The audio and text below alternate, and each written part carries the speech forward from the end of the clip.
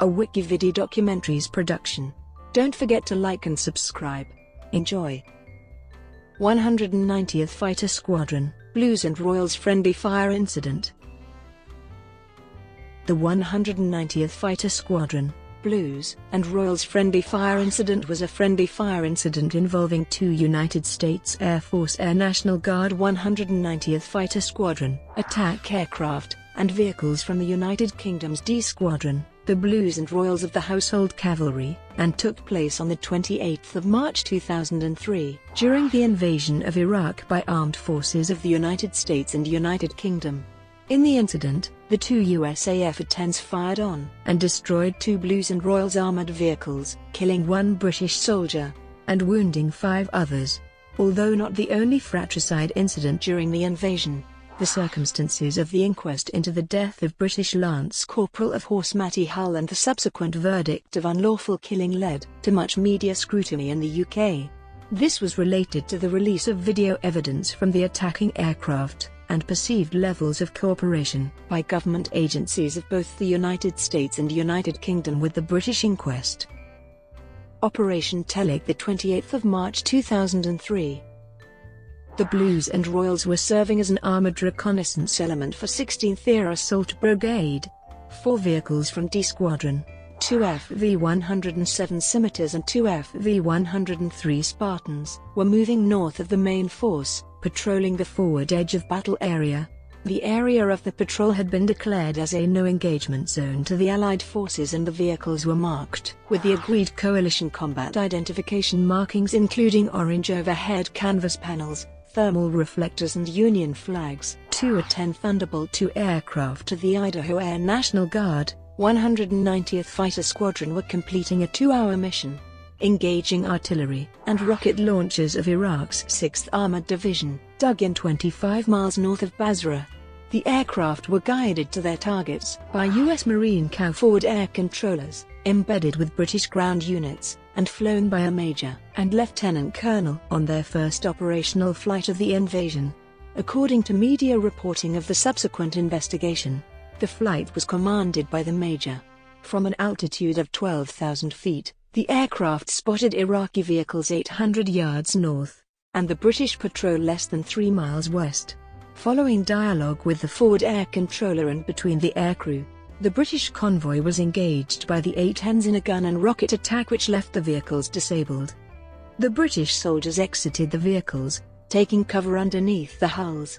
The aircraft conducted a second attack, resulting in the death of L/CoH Hull, still within his scimitar.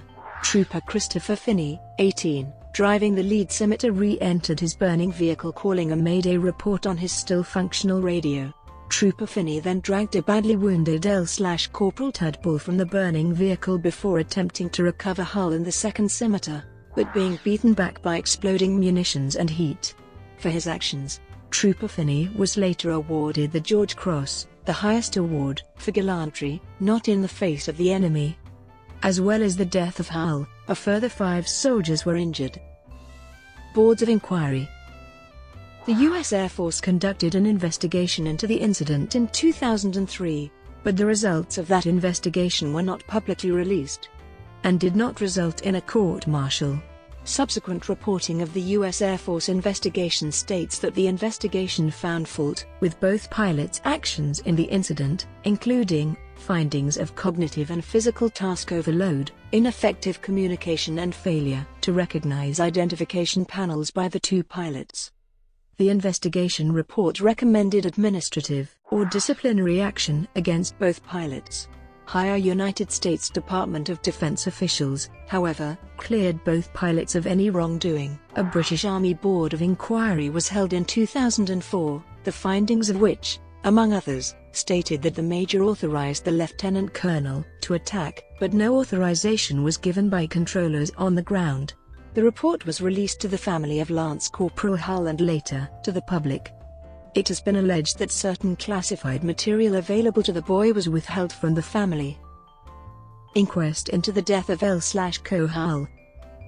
At the time, the bodies of those service personnel dying overseas were repatriated to the UK via RAF Brize Norton, leading to the responsibility for inquests being under the civilian jurisdiction of the Oxfordshire coroner. An inquest into the death of L/CoH Hull was convened in 2006, presided over by Assistant Deputy Coroner Andrew Walker. Discussion prior to the inquest. The stated position of the United States government is that U.S. servicemen do not attend non-U.S. courts, with written statements normally being provided. British media reported that the UK government had pressured the US government, via the US Embassy in London, to release all evidence related to the incident. A meeting between Constitutional Affairs Minister Harriet Harman and Deputy Head of Mission, David Johnson, was reported on the 20th of November 2006, where assurances were given that concerns of the UK government over the US policy on attendance were to be relayed to Washington. Harman reiterated this position on the 1st of February 2007, highlighting the request for evidence and indicating that the US personnel could not be compelled to attend the inquest. Conduct of the inquest. The inquest took oral testimony from the various British personnel associated with the incident, including those in the convoy, and a FAC who expressed the opinion that the aircrew were acting independently. Walker commented on the actions of L/Corporal Finney G.C., stating, "You are a brave man. You are to be commended for what you did." It was publicly acknowledged during the inquest that a cockpit video of the head-up display from one of the aircraft existed, which media reports indicated had been shown to the boy, but not released to Hull's family with the findings. The video was shown to the coroner in private, although permission to use it in public was refused by the Ministry of Defence, citing international agreements related to the release of classified information, and the US classification of the tape as secret. This adherence to international protocols led to significant criticism in the British media, leading to a public statement by Armed Forces Minister Adam Ingram which reiterated the requirement for US declassification of the video, and highlighting ongoing engagement to achieve that. Media reporting indicated that the MOD had previously denied the existence of the video. On the 2nd of February 2007, Walker opted to adjourn the inquest until the video could be displayed in open court. Unauthorized leak and subsequent declassification of video evidence. The video was leaked to the Sun tabloid newspaper, and reported on the 6th of February 2007, as well as published on the newspaper's website. The newspaper indicated that the leak had come from a US military source. The US government subsequently announced that the video would be declassified, but noted that the leak was likely to be a criminal offense. The video released was 19 minutes long, and was accompanied with recordings of cockpit audio and radio communications. British media alleged 6 errors on the part of the aircrew. The audio track includes debate over the identity of the targets and the order, from the FAC, to disengage, identifying a likely blue-on-blue incident. The audio track also includes notification of 1 death and several injuries with the order to return to base.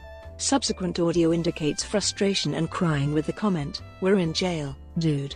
Upon viewing the video, Matty Hull's widow, Susan, stated that the pilots were more concerned for themselves than their victims. A statement released by the Oxfordshire Coroner's Office later confirmed that Walker was of the view that, being in the public domain, the video could now be presented as evidence without the approval of the US government, and that the inquest would resume on the 12th of March 2007. On the 6th of February 2007, a son named Popov 36 as Colonel Gus Contop, a commercial pilot for Southwest Airlines and member of the Idaho Air National Guard.